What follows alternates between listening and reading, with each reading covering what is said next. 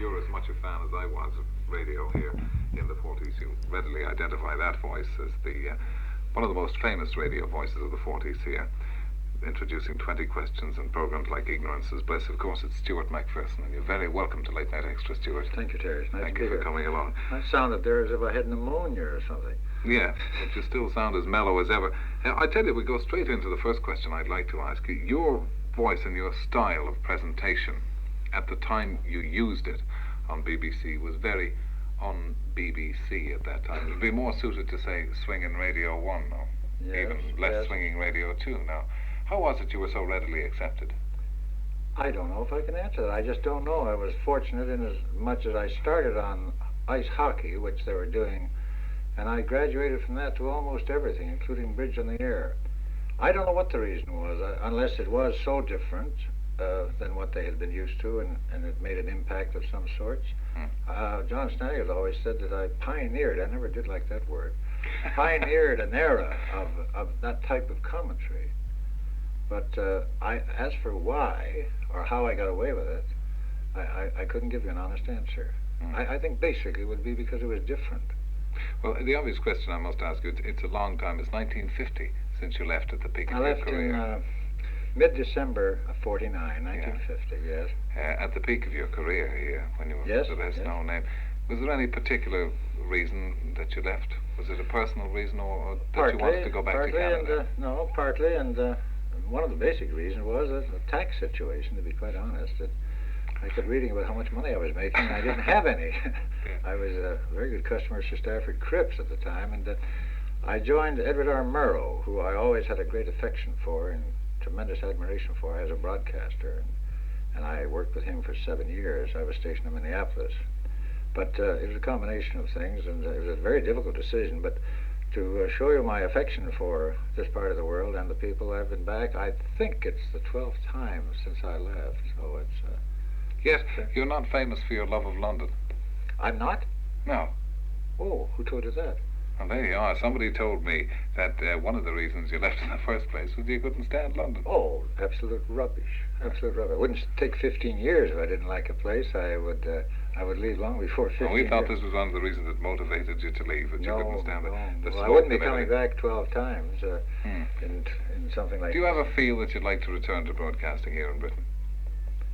Oh, yes, on occasions, but I'm getting to that stage where I'm a little lazier than I used to be, and I do a lot of executive work now, as opposed to actual on-air work, but I do a network show once a week, and I do a number of national events, and just enough to keep the hand in and keep the young lads in place. Well, we're not going to let you...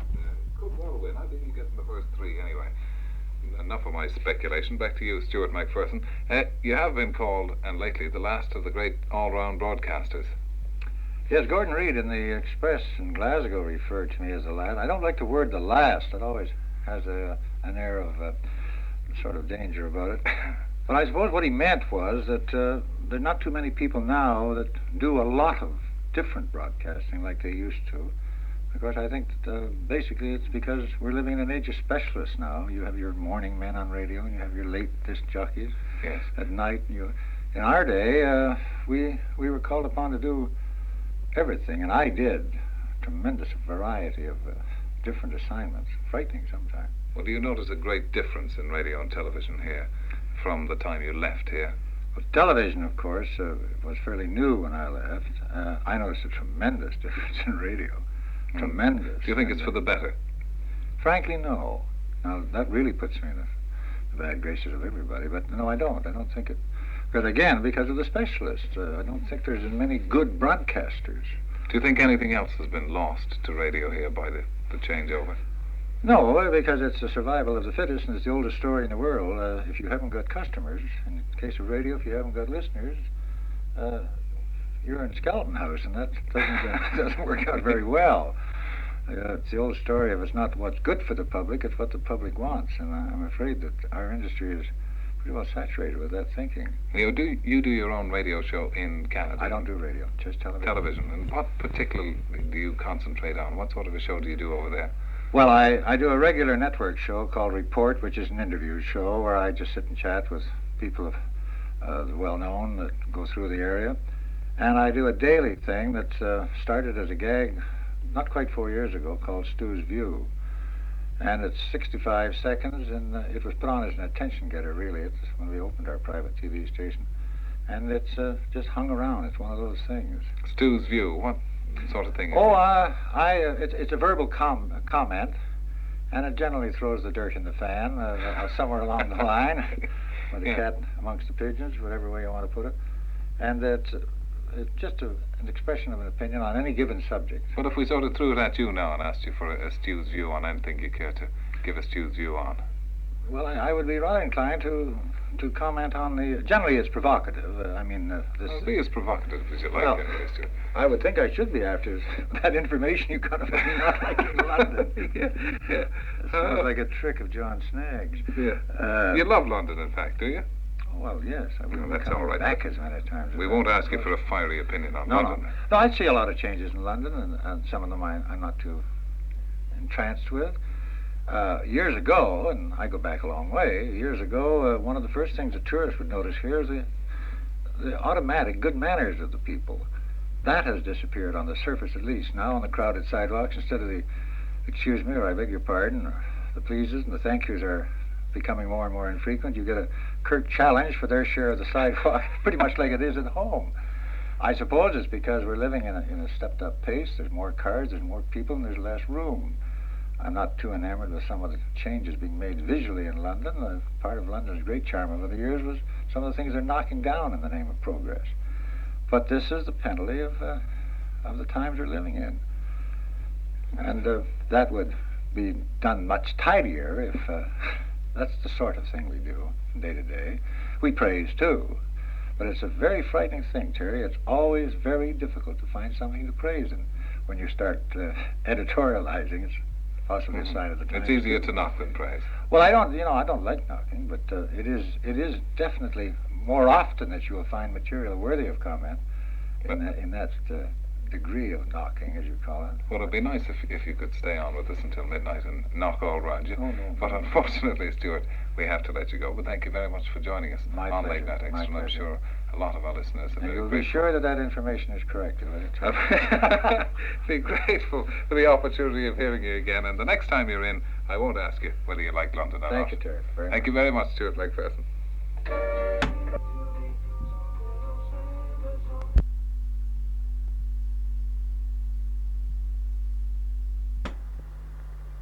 It has long been the British custom to feed wild birds, and our reward is to get close-up views of normally shy creatures like the great spotted woodpecker, tiny clownish-faced blue tits, and the rarer nuthatch. Scraps, cheese, nuts, seed, all encourage many different species of birds to abandon their natural reserve and come into our gardens. And provided we take care to cover up the strawberry patch and anywhere else we don't want them to feed, they're welcome. And the gardens become much more interesting and colourful places.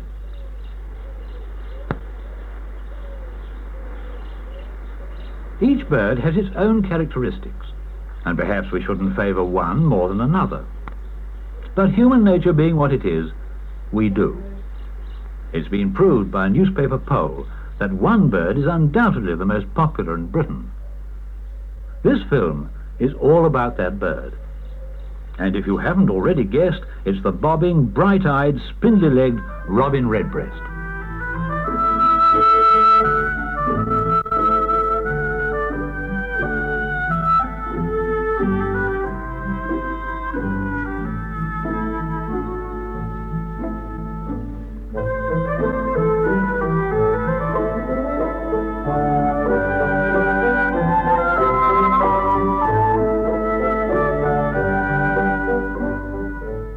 A man digging in his garden will often have a robin nearby, but the robin's not there for companionship.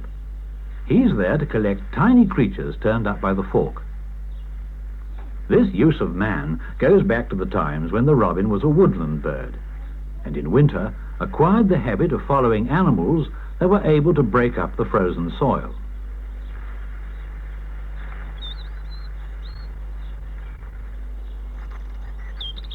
In winter, robins are solitary, each defending its own territory. But at Christmas or early in January, the singing of the cock attracts a hen robin, which has abandoned its own territory to set off in search of a mate.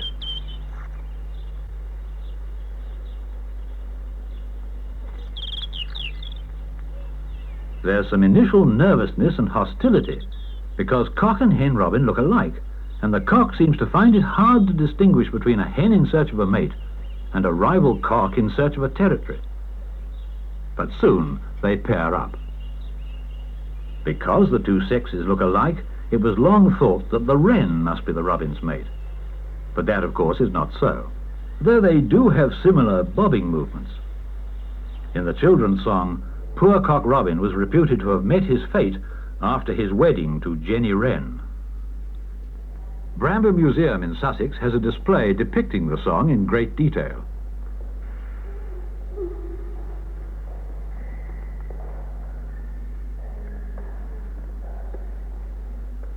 Who killed Cock Robin? I, said the sparrow, with my bow and arrow. I killed Cock Robin. All the birds in the air fell a-sighing and a-sobbing when they heard of the death of poor Cock Robin, when they heard of the death of poor Cock Robin.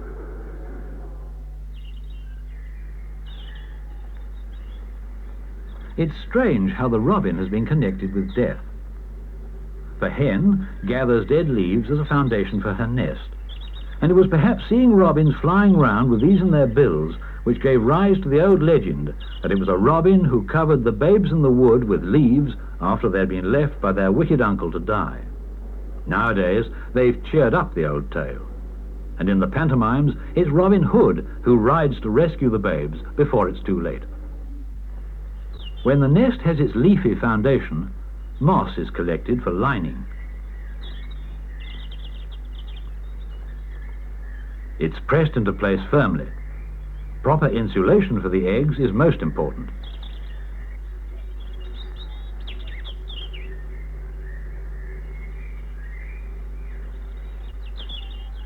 Horse or cow hairs make the next and last layer of lining.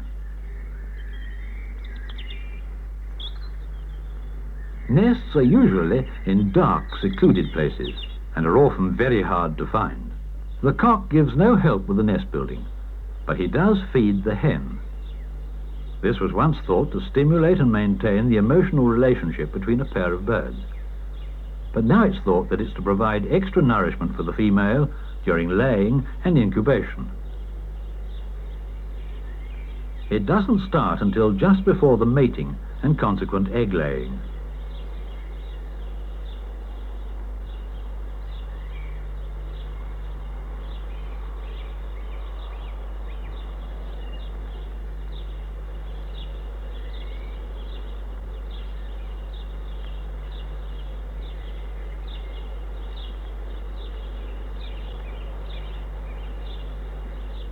The hen will lay one egg a day, usually between 6 o'clock and 8 o'clock in the morning. In Britain, 5 eggs is the most usual clutch. Robins are renowned for nesting in the strangest places. A nest in an old teapot is not as unusual as might be thought. But this robin was more intrepid, nesting in a mobile and complicated piece of farm machinery.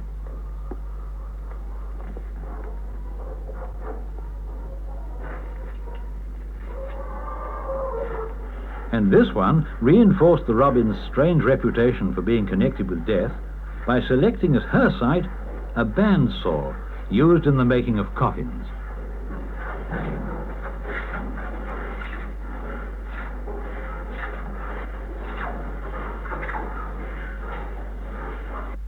The first few days after the brood has hatched, the hen spends most of her time keeping them warm, while the cock keeps up the food supply. Spiders, minute insects, all must be collected at non-stop rate.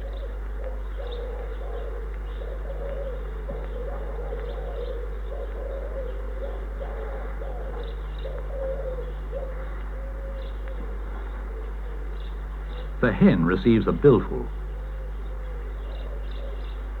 and then passes it on to her young, well hidden in the depths of the nest.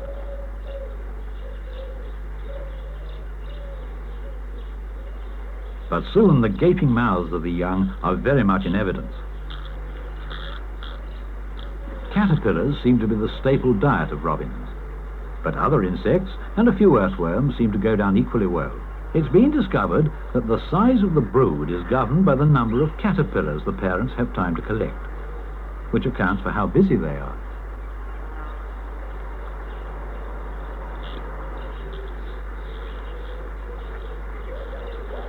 Cock and hen work equally hard as the brood grows more demanding.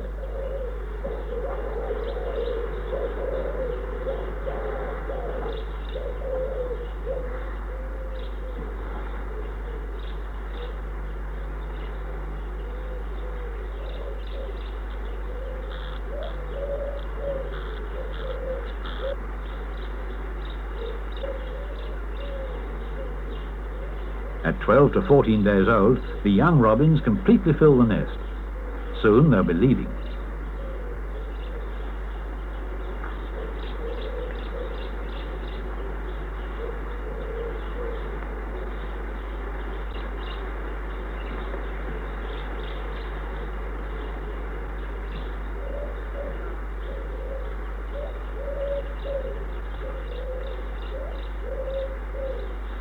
A young robin is often mistaken for a small thrush.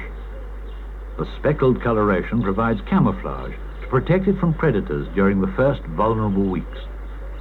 Still, the parents must collect food, but by now the hen is already incubating a second clutch. So the cock continues to feed the young of the first brood.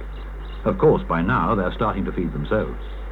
Even busy parents must always keep an eye out for predators. Robin enemy number 1.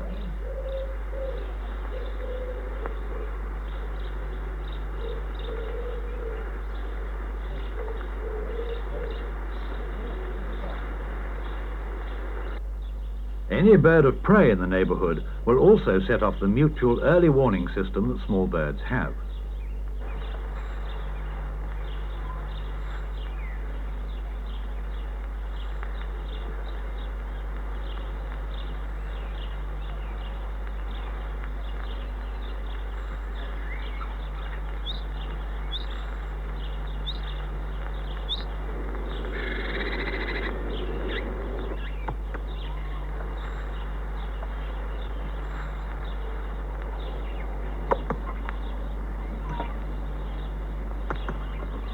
The hobby lives mainly on swifts, or on larks or dragonflies. It may take the odd robin, but the robin's main danger of aerial attack is the sparrowhawk. When danger seems to be past, the robins can return to the time-consuming business of rearing families. Each pair of robins usually has 2 broods in a season, sometimes more.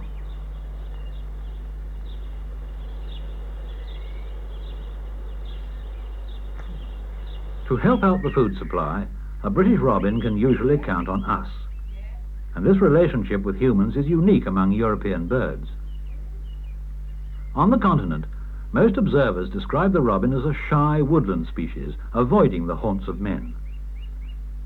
This striking difference of behavior is due to various reasons, but the main ones are probably the mild English winters, during which non-migratory robins started to become tame, and our English gardens, which are often like small woods. Anyway, it's hardly surprising that robins keep clear of man in those countries where songbirds are hunted and served at table. In Britain, robins come to our tables of their own accord. A famous robin tamer was Foreign Secretary Lord Edward Grey.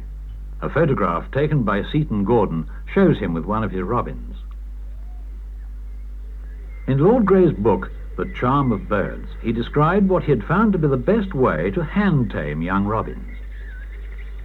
Ted Sprackland of Hampshire demonstrates, attracting the attention of the bird with oatmeal, though Lord Grey used breadcrumbs. Then a mealworm is added. Robins will risk their lives for mealworms. They simply can't resist them.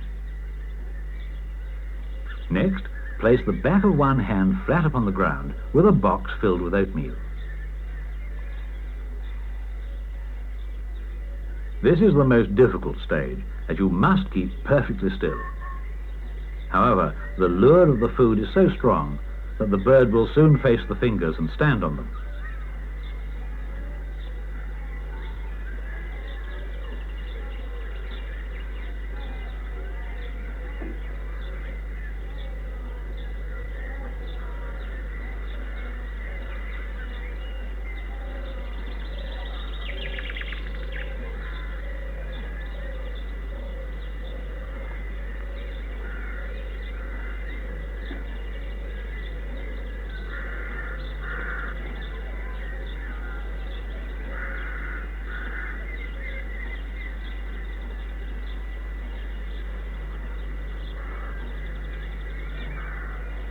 Then it's easy to reach the final stage, of the bird coming onto the hand when raised above the ground. When once accomplished, the robin doesn't lose its tameness. Confidence has been established. Hand taming of the robin is no innovation. As long ago as the 6th century, St Mungo, patron saint of Glasgow, is reputed to have brought back to life the tame robin of his master, St Cerf, after it had been mortally wounded by some rough schoolboys. Robins at his feet in the stained glass window of Glasgow Cathedral commemorate the legend. So does a robin in a tree on the Glasgow coat of arms. This is to be seen all over the city on the sides of the buses.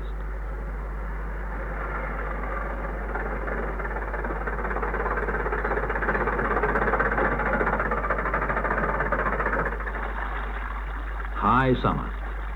Families have been reared and the young have dispersed. Molting parent birds bathe in the heat of the day. They're a delight to watch.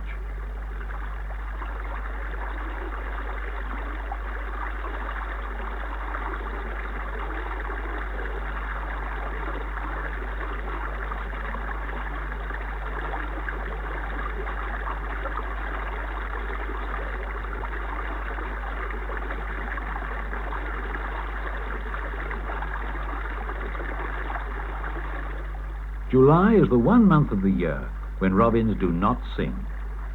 They're unlike their usual brisk, noisy bobbing selves. They skulk near the undergrowth, keeping out of harm's way because a bird in moult can't make quite such a quick getaway.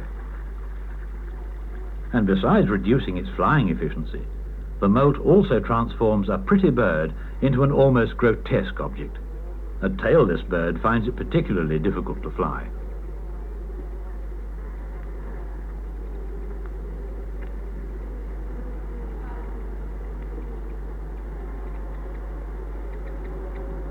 Sunbathing postures are adopted by a young bird going through its first moult, replacing speckled feathers by red ones. Sunning robins seem to select favoured spots in which to bask. Young ones of the last brood are not so far advanced with their moult, but their time will come. Young robins seem to be everywhere, all in varying stages of moult. Red feathers sprout on breasts, and red spells danger.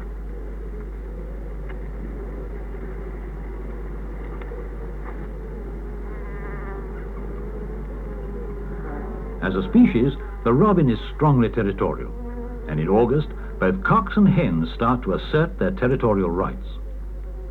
As soon as it has red breast feathers, each young robin represents a rival, even to its parents.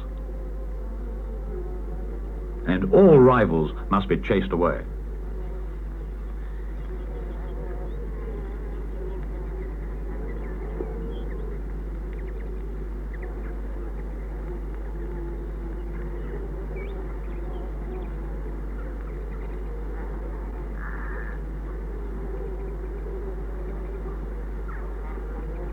Fights are rare, but can be violent affairs.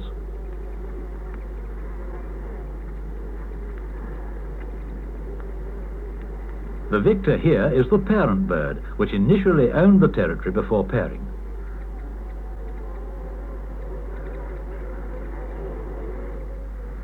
Most that we know about the robin today is due to the researches of a leading ornithologist, Dr. David Lack. Here with his sons, he recreates how he set about learning the secrets of the private life of the robin. To be able to recognize individual birds, it's necessary to place small coloured identification rings round their legs. But first, you must catch your birds. Before the war at Dartington Hall School in Devon, Dr. Lack and his pupils set many traps of the simple sliding door type, quite harmless to birds. In winter, robins are easy to trap. They soon come down to investigate any strange object in their territory.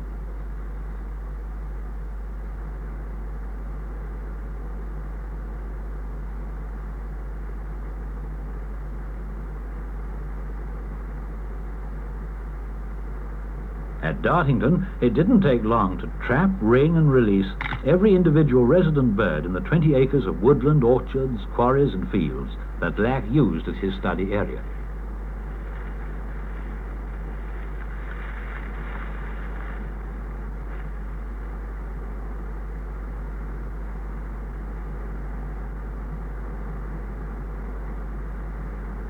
He almost came to know the birds by their personalities.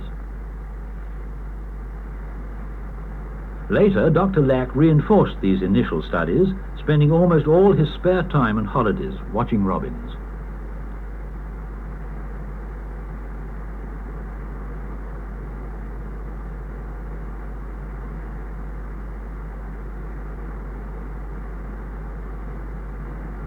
Now at the Edward Gray Institute of Field Ornithology at Oxford, Dr. Lack is studying and writing about wider aspects of bird science.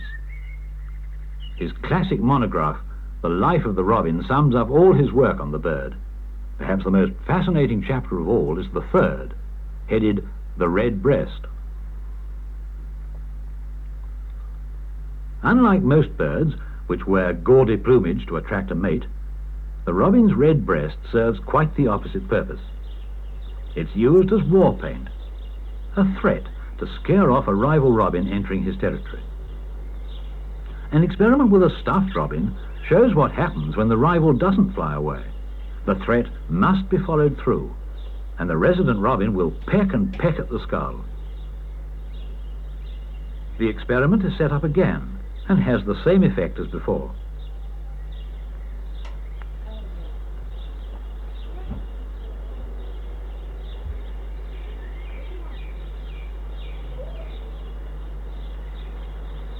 Our pretty robin redbreast turns out to be a very belligerent fellow.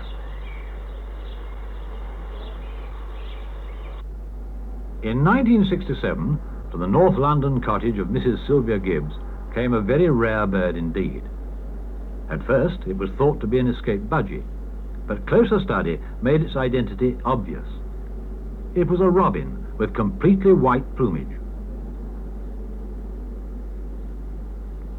With human help, this robin managed to survive an average lifespan. Freaks of nature without protective coloration usually fall victim to predators very quickly. By autumn, the robins, cocks and hens, as well as any remaining young ones, are all settled, each in his or her own territory. Robins unable to gain a territory migrate. Belligerently, each robin maintains its tenure, exposing its war paint, the red breast, to maximum effect.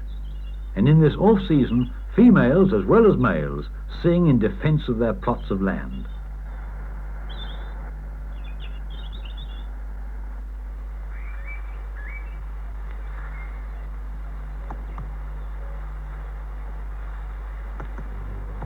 Should a predator be overhead, then the red breast must be concealed. But the rest of the time, it's puffed out and held so that the intruder, be he above or below, sees as much of it as possible. A truly remarkable, almost balletic display. The robin is supposed to have got its red breast when it perched near to Christ hanging on the cross, and in plucking a thorn from his crown, scratched its own breast.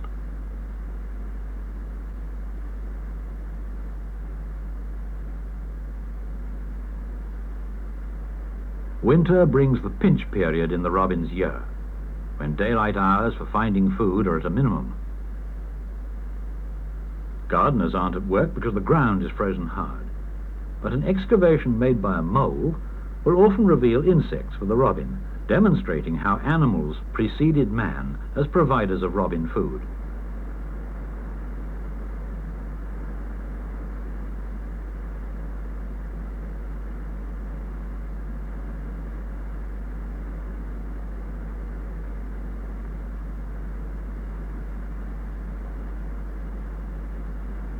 The north wind doth blow, and we will have snow, and what will poor Robin do then, poor thing? The answer is that he will move near human habitation. And this is one of the reasons why robins have become so closely associated with Christmas.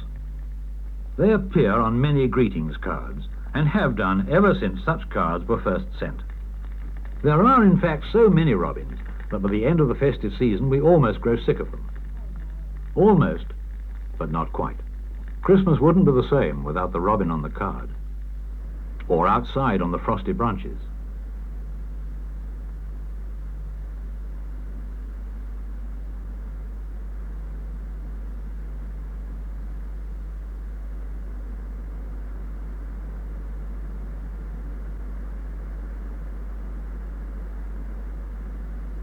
Paired up at Christmas time, they're ready to start once more the yearly breeding cycle.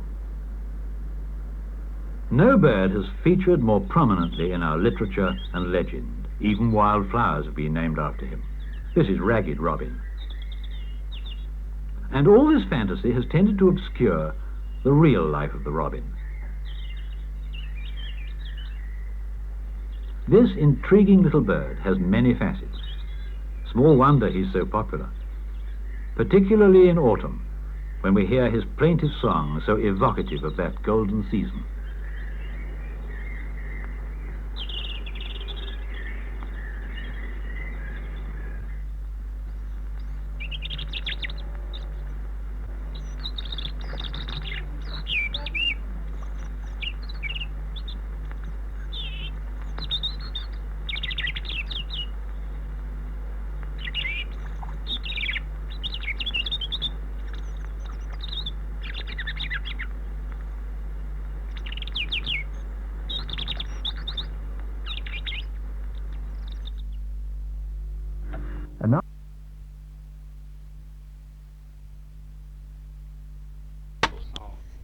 And this means that they can then say that one is a boy and one is a girl.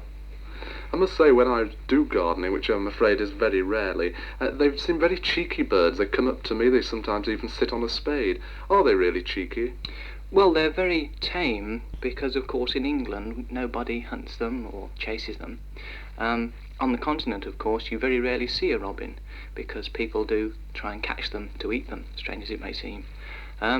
The reason why they're so tame in England is that in the old days, before there were lots of gardens, the whole of England was covered with vast areas of woodland, and these robins lived in the woods, and they used to follow things like deer, badgers, pigs, wild boar, that dig up the leaves and grass, and as these animals dug them up, they produced, insects flew out and they produced worms, and the robins used to follow after these and catch them. And all they're doing really is treating us as pigs and deer in a wood. I see. I think I should take offence at that. I'm going to tell the robin next time I see him in my garden.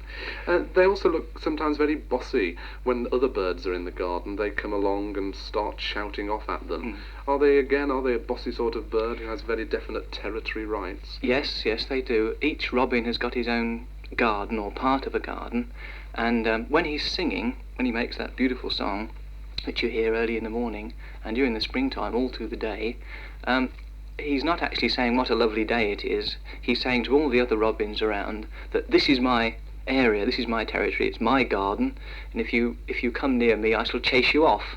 And occasionally you might see a younger robin come along looking for a spare garden, and he has to fly across somebody's garden that's already been occupied, and they have a little battle, and the one who flies in quickly flies away again. What about other birds, sparrows and starlings? Will they chase those off as well? No, not normally. They don't react to them at all. Really what they're reacting to is the red colour on the other robin's breast. And in fact, if you take just a piece of red feather and put it on a post in a garden, the robin will react to that in the same way as it would to an ordinary robin, and it'll run up to it and tear it to pieces if it doesn't fly off. Ah, well, there we are. A really interesting bird then, Peter. And I think Pussycat, where have you been? I've been up to London to look at the Queen. Pussy, say something. Pussy. Pussy. Come out, you sleepyhead.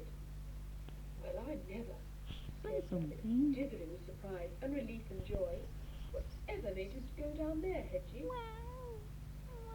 I was tired.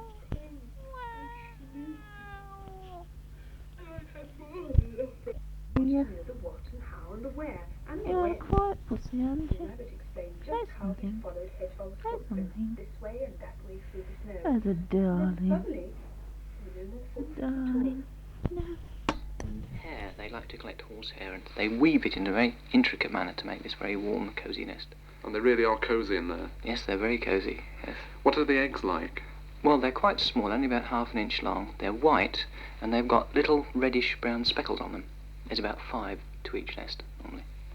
We see lots of robins in winter, but do robins ever leave this country? Not normally, no. They do. The robins from the north of England do move down south in the winter, but very few actually go across the channel. I wonder how many robins there are in a family of robins. Well, in the springtime you might find perhaps 7 robins together, but as soon as the little ones grow up, they're chased away by the mother and father, and they find their way into other parts of the country. Yeah. Now, in winter time, of course, life for the birds is very tough indeed, isn't it? I wonder what we can do to help birds in the cold weather. Well, I think everybody feeds birds now. Put out something like pieces of bread, old scraps, fat dripping for things like blue tits. But more important than anything, if it's freezing, put out a bowl with some water in that hasn't frozen, because small birds find it very difficult to get water if there's all the water available that's frozen. Now,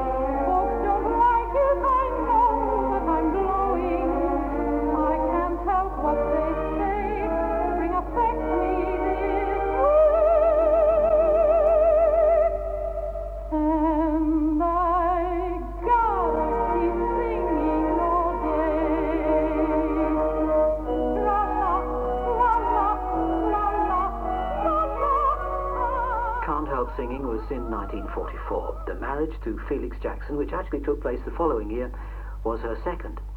She'd grown up a little on the screen, though even as early as 1938 that had caused anguish in some quarters. I'm afraid I felt sorry to see her growing up. I think it a little too soon, mourned the Sunday Times critic on seeing that certain age. But not even Hollywood could halt the process, so by the time of Can't Help Singing, with its childlike wonderment at the wardrobe, Deanna's first screen kiss was already some years in the past. The man who'd bestowed it, I think that's the word, was Robert Stack, who describes the studio agonies that went with it. They were desperately afraid that something would change, the studio, I mean, because she meant millions of dollars to them. And naturally, no one stays the same age, and as they mature, they're from a little girl to a young lady to a woman. I was in the transitionary area between the girl to the young lady, and it was a big decision on their part as to how they were going to handle her growing up, because this was a completely unknown area. Audiences are very difficult things to figure out, and they knew what they had in the guise of a girl, and they kept trying to make her younger than she was, hoping that time would stop and that she would never get any older. So the first kiss thing that came up became a terribly important pragmatic decision, not just a matter of it being right or wrong. Morally, certainly, it was a matter of right or wrong in terms of millions of dollars, because they didn't know what would happen when little Deanna grew up. So the life cover is an example of how importantly they took that basic step. And she was offered the cover of Life magazine with the two of us kissing, which of course would have been a great smash for me and as an unknown character. But they figured that was too controversial, and they killed the Life cover.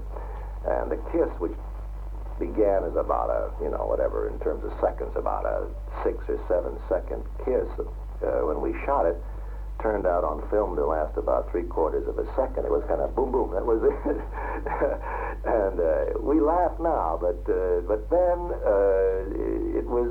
it was an era when America sort of embraced the kind of a all-American sweet girl thing, and as I'd say, it made millions of dollars for the studio. And of course, under the old Hollywood star system, a performer's magnitude was in direct ratio to box office receipts. She was a big, big star, and she was kind to me always, but she was still a star, and she was demanding of sorts, because she learned, having been pushed around, I suppose, as a kid, that a squeaky wheel gets the grease. By this I mean either you dominate or you're dominated, and she was a very dominant young lady. She was very secure in what she wanted, and she got it, but she was never temperamental, like throwing tantrums or whatever. But I can remember she was always very secure in her hours as to when she went home. And I can remember my first experience, which doesn't really relate to her behavior, but I mean, she did go home early, and then they found out they were going to shoot my close-ups, and my first exposure in motion pictures to making love to somebody who wasn't there. The director put a cross-up on the wall, and he said, "Now, there she is." And I said, "There who is?" He said, "That's Deanna." I said, "She's gone home." He said, "I know she's gone home, but there, you got to imagine she's there. Now you see her, now she's beautiful, now you're falling in love with her." And I got to tell you, I came home and I told my brother, I said, "It's the first time I ever had to make love to a cross on a wall," you know?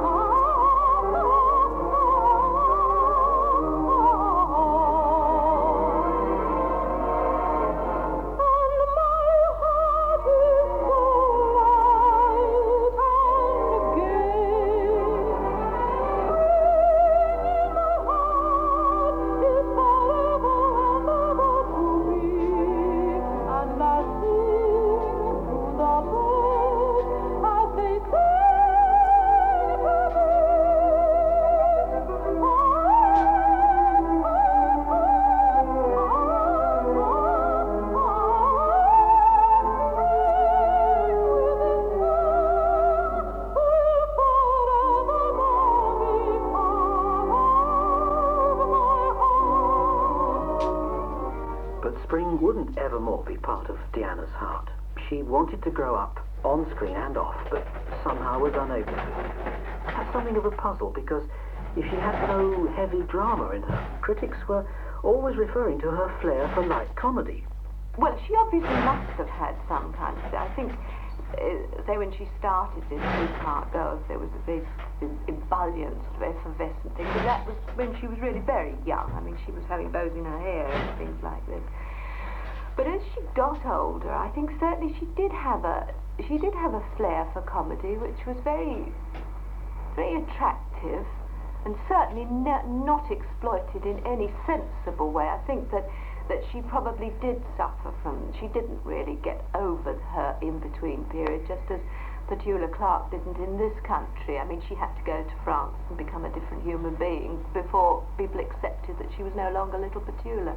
Significantly, it would be France for Deanna too. Well, Pasternak, for one, didn't particularly want Deanna to change her style. He could have been right as far as her abilities went, but on the other hand, the whole atmosphere of film entertainment was changing, and the kind of picture which had entranced people in the 30s no longer charmed them in the late 40s. Pasternak had certainly the early flair, and certainly some of the films made later with other producers didn't work so well. Well, here's Mr. Pasternak. After I left her, she made a few more pictures, but that was done. And you see, I didn't want to make sexy pictures with her. And when she grew up in the studio, she wanted to get away from the image of being a sweet girl. And I refused to make it. I said, she saw that the girl next door, and she's not fit to play sexy parts. And that's why I quit. I went to Metro, and then I got Judy Garland at Metro. Sexy parts for Deanna would seem a bit odd, I must say. They could hardly have been less alike, could they? Judy Garland and Deanna Durbin. Anyway, Deanna didn't exactly abruptly retire, as some accounts have it. The fact is that Universal didn't take up its option on the final 3 pictures in her contract. And in 1949, headlines used words like sacked to describe what had happened to her. Not fair, of course, but that's journalism. With the child of her second marriage, Deanna slipped into Paris, lived for a while in a small apartment, and then in 1950 quietly married Charles-Henri David, a French film director with whom she'd worked on Lady on a Train years before. Since then, there have been endless stories of a comeback, all with the exception of a little tentative visit to America in the early 50s, entirely without foundation. It got to the point where writers could produce whole articles on how they didn't get to see her. If you believe everything you read, you finish up thinking that she hated her past and had wiped it from her memory. In actual fact, it's not quite like that. We wrote to her, simply to find out if that were true, and here's part of her delightful answer. She says, to start with, let me reassure you, my reluctance to interviews, public appearances, TV or radio programs has no interesting psychological reason. My memories are in no way traumatic, and remembrances of my career days are not unpleasant at all. But this past goldfish in a glass bowl existence is far away and has been replaced by what is to all appearances a peaceful and quiet life, which, however, is most exciting and so full of all sorts of possibilities that my days are too short. You see, we've been in England several times, and I often was stopped by kind inquiries whether I was not Deanna Durbin.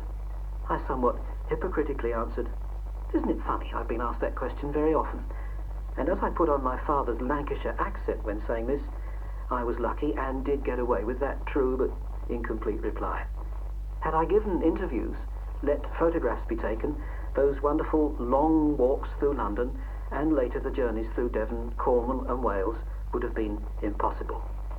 Of course, we did, just for the sake of form, put in a plea for an interview, and she replied, as far as a spoken interview is concerned, you knew that I'd turn you down on that.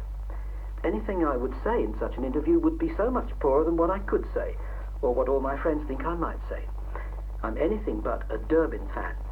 Still, I owe it to those who are to leave their image alone, so I don't see why I should resurface at this late day.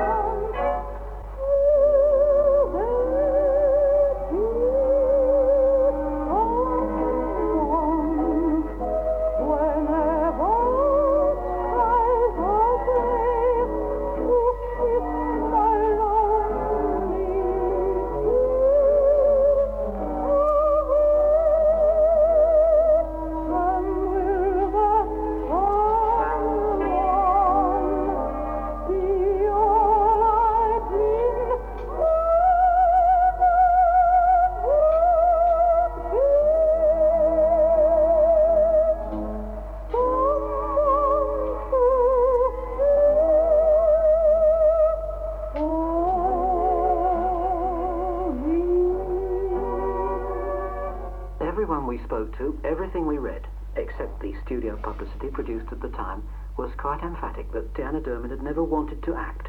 Sing, yes, but acting was a chore. Yet Deanna's letter includes this passage. Now, for your short programme about my years on the screen. I may refuse interviews, but I'm still enough of a ham to be interested in hearing about that Deanna Durbin I've tried so hard to lead to oblivion. She also says she might be listening. If she is, I hope she's recognised herself. She was a darn good actress, and she had that wonderful kind of a thing that happens very, very seldom. That's that kind of innocence of youth, plus a great voice, plus the correct timing, and all of which, in other words, this was a kind of a girl that a guy would like to meet and that a mother and father would like to have as a daughter. So it's the whole composite worked then, and now we're all so sophisticated, I think that, of course, that wouldn't work. It's not so simplistic, but then she was. I've said 20 times, she was certainly one of the 2 or 3 biggest stars in the profession. Deanna Durbin's letter to this programme is, as far as I know, the most recent communication the outside world, so to speak, has had from her. But before we'd received it, we asked Walter Plunkett the inevitable question about why she'd retired. I think Madame David would approve of his reply. I think the retirement came simply because she had wanted it for a long time. As I say, she didn't take things too seriously. She was always having a good time, and she loved to eat. She would put on weight, and I would have to let the dresses out so that they could get them on her the next day. And then I'd scold her, and she'd pout, and she'd worry about it, and she'd take off a couple of pounds, and then she'd put it back on again. That went on and on throughout the whole thing. But it was always in a nice, happy, friendly way. And I think that she just thought, oh, pictures are a bore, and they're tiring, and I have enough money, and wouldn't it be fun to just eat all I want to eat, and sing when I want to sing, but not when they tell me to sing, and live and love it. High in the clouds, drifting, dreaming, far from the crowds, over English highway, while the world below seems to roll away, and we go waltzing, high in the clouds, only you and I in the clouds, no one will hear when you come.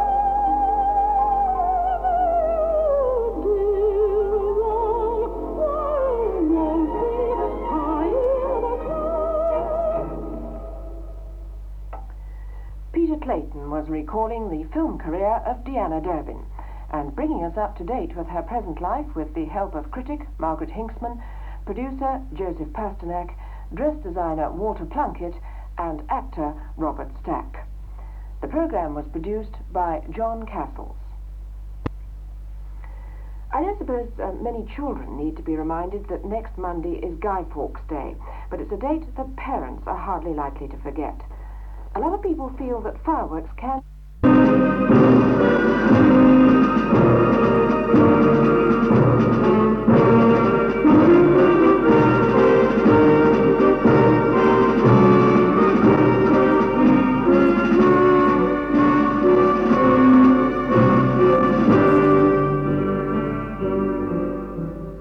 Overhead, the little bird flapped happily. His chest swelled to almost 1 inch round.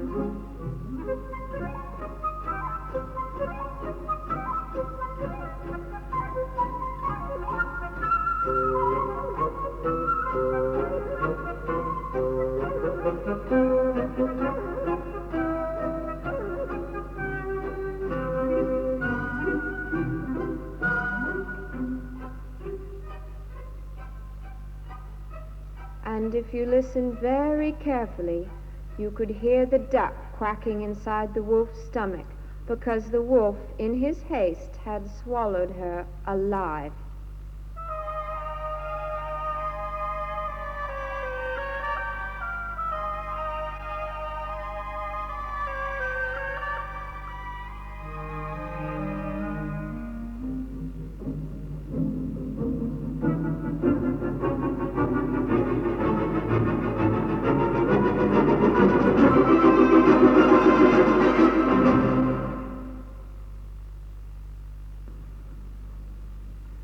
second half of tonight's program will be devoted to a performance of George Gershwin's Rhapsody in Blue. It was Gershwin's very first foray into the music of the concert hall, and it's been a roaring success ever since its premiere in 1925. It's an extrovert piece, full of kind of a nervous energy and a good-natured rudeness, and also some really beautiful tunes. It is also, by the way, great fun to play. I don't think, isn't it? He said, Mother and Maureen, I've already the original. Not the original, I've done it before. The procedures are, not only for pedigree cats like your own, but for proud householders of just ordinary tabbies, moggies. Well, proud householders of just ordinary tabbies. The ordinary tabbies usually go out and find their own husbands. They go out and spend nights on the tiles, rounding up the local gentry. But if you want to breed a litter of pedigree kittens, then, assuming you have, of course, a pedigree queen, you go and you get in touch with a stud owner, that is the owner of a male cat that is kept for breeding purposes. And you take your queen along to him? Yes. You generally do arrange the visit sometime in advance, and then when the queen starts calling, this is when one knows that the queen is in season, then you ring the stud owner and ask if it's convenient to take the cat along. What's the average fee? I should think 5 or 6 guineas, but one can pay as much as 15 guineas for a stud fee, for perhaps a very rare breed, or for a very special champion. Is there anything to do at this particular time? How long do you leave the queen with the stud owner? Well, a maiden queen, that is a queen who has never been mated before, she often takes 2 or 3 days to settle down before, in fact, she will accept the tom and mate with him. But an experienced queen will often mate within 24 hours, and the stud owner will see that she is mated 2 or 3 times so that she's well and truly in kitten, and you then go and you collect your queen together with a pedigree of the stud, so that you will be able to make out the pedigree of the kittens in due time. Nothing further to do? No, not until the kittens are born. It is courteous to let the stud owner know, though, during pregnancy that, in fact, the queen is in kitten. At this point, I suppose it would, the appropriate question to ask you really is how popular breeding pedigree cats is in this country. Do many people go in for this? It is a hobby which has grown in the last 3 or 4 years, particularly. I think lots of people are enchanted with pedigree kittens, and they think that it's rather nice to have a litter or so around the house. Is it an occupation that you would say would cost you money rather than making you money? Very definitely. One can expect to sell a pedigree kitten for, say, 13, 14 guineas upwards, but in fact, if you kept very careful accounts, you would find that it probably cost you 13 or 14 guineas to rear each particular kitten. So in fact, there's no profit in it. A bit scary. Let's get to the gestation or pregnancy period in the queen or mother cat. How long is this? On average, 63, 65 days. Some breeds, Burmese, Siamese, will sometimes go 65, 66 days. I well remember when I was a teenager actually having a sister who ran screaming from her bedroom saying, "Help, my cat's having kittens, what do I do?" Obviously, I must ask you, when the cat is about to give birth, what do you do? What's the procedure?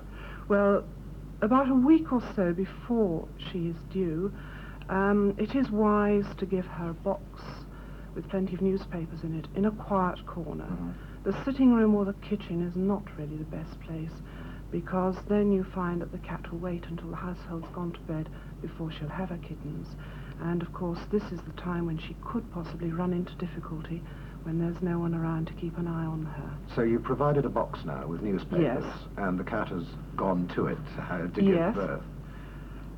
Some breeds, for example, Starry, she will come and tell me when she's going to have her kittens.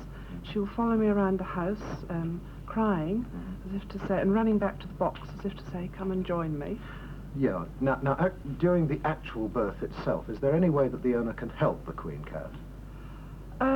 Generally, her presence gives the cat a kind of security. There may be times when the cat runs into difficulty. For instance? Well, perhaps a kitten is born tail first, and the queen has difficulty in delivering it. The cat doesn't mind you helping the kitten out? Well, this is when you've got to be very sensible, and also, if you like, very heart-searching. If you're the panicky sort, get in touch with your vet. Now, after the birth, Iona, very briefly now, what do you do with the cat and the kittens? Do you mother them and tend them and swamp them with attention, or do you leave them alone? No, I think it's better if you leave Mother and her baby